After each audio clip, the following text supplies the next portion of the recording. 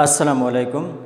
आज हम कार्बन पर अगर पॉजिटिव चार्ज है यानी कार्बोकेटाइन, अगर नेगेटिव चार्ज है यानी एनाइन या कार्बेनाइन, और अगर फ्री रेडिकल हैं तो इनमें से कौन सी स्पीशीज़ स्टेबल हो सकती हैं और कौन सी नहीं, और कौन से फैक्टर्स हैं जो कि इसकी स्टेबिलिटी को इफेक्ट करते हैं, इसी के मुतालिक आज बात करते हैं। तो कार्बोकेटाइन वो होता है जिसमें कार्बन पर पॉजिटिव चार्ज हो, और कार्बेनाइन वो होता है जिसमें कार्बन पर नेगेटिव चार्ज हो और एक कार्बन पर रेडिकल होता है।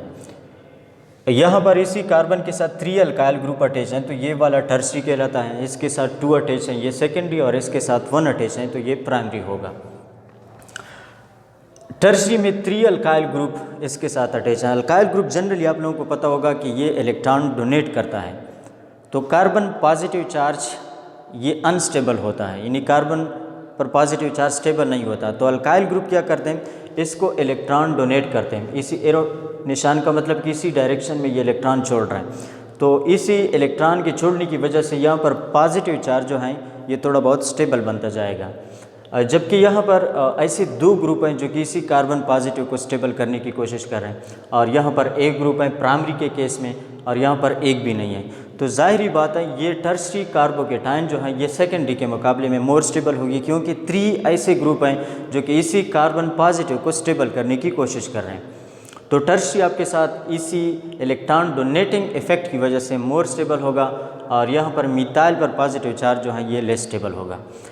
एक दूसरी वजह भी हम इसकी बता सकते हैं। यहाँ पर ये जो टर्सरी कार्बोकेटाइन है इसके साथ 3R ग्रुप जो हैं ये मसलन CH3 के बराबर हैं, यानी R को मैंने CH3 लिया।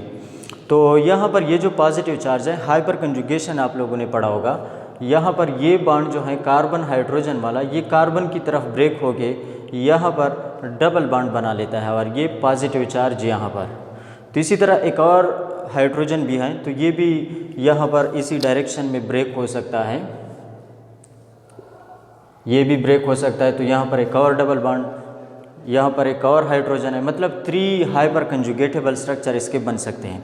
लेकिन यहाँ पर 3 और हाइड्रोजन भी है, यहाँ पर 3 और, यानी टोटल 9 ऐसे हाइड्रोजन हैं जो कि इसके हाइपर कंजुगेटेबल स्ट्रक्चर बना रहे हैं। तो आप लोगों ने पढ़ा होगा जिनके जितने ज़्यादा हाइपर कंजुगेटेबल स्ट्रक्चर हों वो मोर स्टेबल होगा। सेकेंडरी के केस में यहाँ पर ये 6 हाइड्रोजन हो सकते हैं। अगर ये अल्काइल ग्रुप आपने CH3 लिया है तो यहाँ पर 9 हाइड्रोजन और यहाँ पर 6, मतलब इसके 6 हाइपर कंजुगेटेबल स्ट्रक्चर। यहाँ पर इनके 3 हाइपर कंजुगेटेबल स्ट्रक्चर पॉसिबल हैं, और यहाँ पर एक भी पॉसिबल नहीं है। तो जिनके ज़्यादा हाइपर कंजुगेटेबल स्ट्रक्चर पॉसिबल हों वो आपके साथ मोर स्टेबल होगा। तो इसी वजह से भी आप कह सकते हैं कि टर्सरी जो है ये मोर स्टेबल इसलिए क्योंकि इसके 9 हाइपर कंजुगेटेबल स्ट्रक्चर पॉसिबल हैं। अगर अल्काइल ग्रुप को मैंने CH3 के बराबर लिया है तो सेकेंडरी के 6 और प्राइमरी के 3, जबकि मिथाइल का एक भी नहीं। दूसरा कार्बन रेडिकल्स हैं। कार्बन रेडिकल्स की स्टेबिलिटी बिल्कुल इसी तरह है जिस तरह कार्बोकेटाइन के, यानी टर्सरी मोर स्टेबल होगा और प्राइमरी या मिथाइल जो हैं ये हमारे पास लेस स्टेबल होगा ये रेडिकल। तो इसकी क्या वजह हो सकती है, देखिए यहाँ पर ये जो अल्काइल ग्रुप है ये दोबारा अगर मैं CH3 के बराबर लूँ,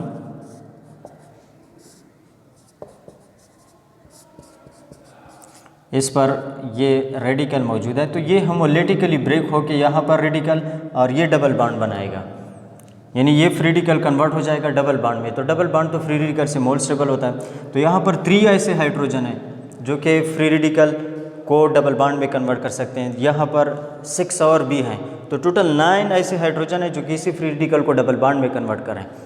अगर आपने दोबारा R मिथाइल ग्रुप के बराबर लिया है तो यहाँ पर 6 है और यहाँ पर 3, तो टर्सरी ज़ाहिरी बात है कि ये मोर स्टेबल होगा, और मिथाइल रेडिकल जो है ये हमारे पास लेस स्टेबल होगा। लेकिन कार्बेनाइन का केस जो है यहाँ पर ज़रा उलट है। कार्बेनाइन के केस में नेगेटिव चार्ज है ऑलरेडी कार्बन पर, और इसके साथ जो अल्काइल ग्रुप अटैच होते हैं वो इसको और भी इलेक्ट्रॉन डोनेट कर रहे होते हैं। तो यहाँ पर ये नेगेटिव चार्ज कार्बन पर और भी ज़्यादा बनता जाएगा। ज़्यादा बनने की वजह से ये कार्बेनाइन जो है हमारे पास ज़्यादा अनस्टेबल बनती जाएगी। सेकेंडरी के केस में 2 ऐसे ग्रुप हैं जो कि कार्बन नेगेटिव को इलेक्ट्रॉन डोनेट कर रहे हैं, प्राइमरी में 1 है जबकि मिथाइल में एक भी नहीं है। तो हमारे पास सबसे मोर स्टेबल जो है ये मिथाइल कार्बेनाइन होगी, क्योंकि इसमें एक भी ऐसा ग्रुप नहीं है जो कि कार्बन नेगेटिव को और इलेक्ट्रॉन डोनेट कर लें। टर्शरी के केस में हमारे पास 3 ऐसे ग्रुप हैं जो कि कार्बन नेगेटिव को और डिस्टेबलाइज करने की कोशिश कर रहे हैं। तो टर्शरी हमारे पास क्या होगा, सबसे अनस्टेबल होगा। मिथाइल जो हैं ये हमारे पास स्टेबल होगी n के मुकाबले में। तो ये इनकी जो स्टेबिलिटी आर्डर हैं वो ये हैं और इनके फैक्टर्स जो कि इसको इफ़ेक्ट कर रहे थे। आज तक इतना ही, मुझे इजाज़त दीजिए। अल्लाह हाफ़िज़।